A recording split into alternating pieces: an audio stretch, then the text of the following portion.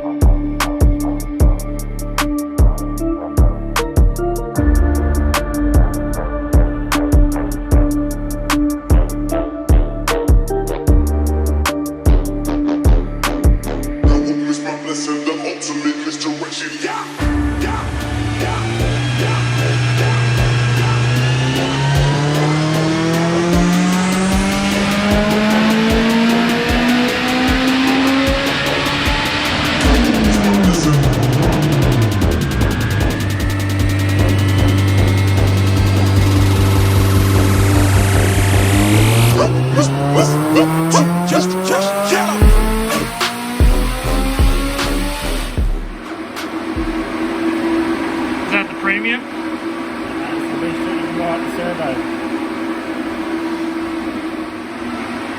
So, what's going on at the moment? He's struggling to be able to control boost pressure. The wastegate's not big enough and it's just getting 7,000 amps and flying up. Apparently because it's more efficient now and the cylinder head and everything, So what have you told him to do? just let it have as much as it wants to eat for lunch and then we'll be fine. It's the whole point while we're here.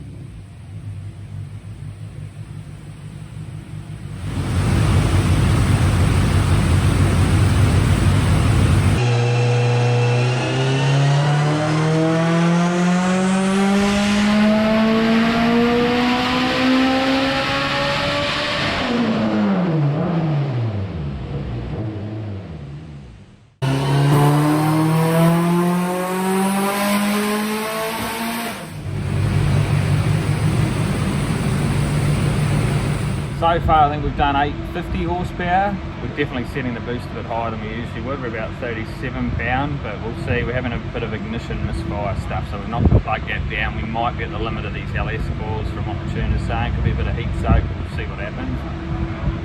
But compared to the old motor, it all looks pretty similar really, doesn't it? Yeah, everything on the graph's the same really. I would have thought we would have picked up a bit through the mid-range where we haven't. It just seems to be like identical.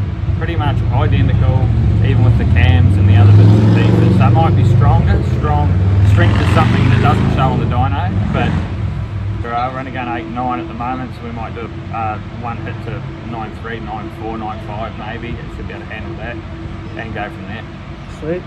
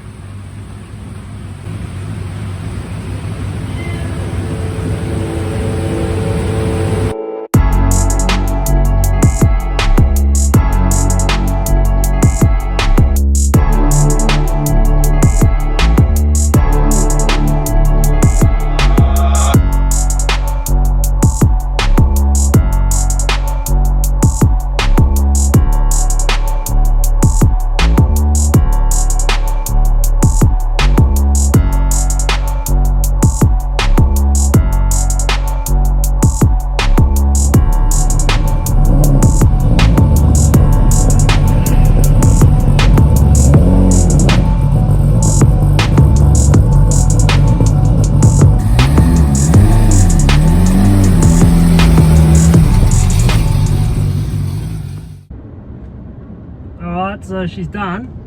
What was the limiting factor, Mr. Brendo? The limiting factor was the turbo, so that's good. It wasn't our engine.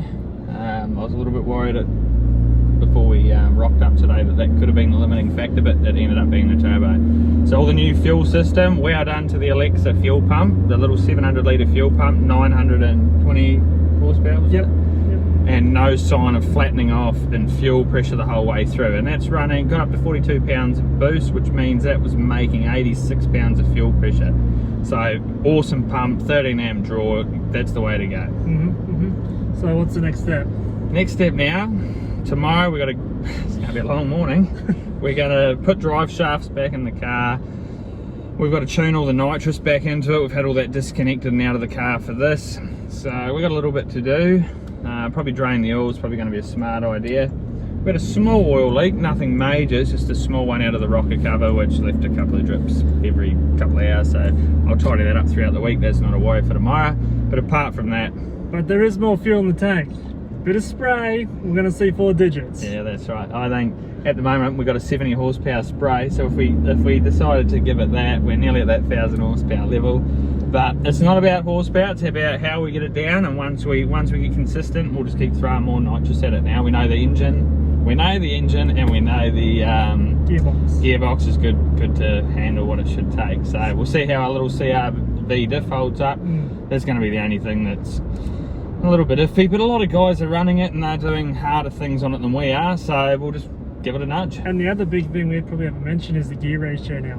Yeah, that's dead right. We've got a first gear now that's a lot taller. Last time we used to hit about 68, 69 k's an hour in first. This time we should be able to pull around to about 95. Which is going to be everything at roll racing. Yep, we're always playing catch up. First gear, we tried using the nitrous to give it that extra hit. All it did was bring us around to the red line even faster. We hooked second gear, we ripped the teeth off second. So we're probably using the nitrous in the wrong way there, but we'll I think now we've actually, yeah, it should be good. So tomorrow night, roll racing, stay tuned. Yeah, stay tuned, alright.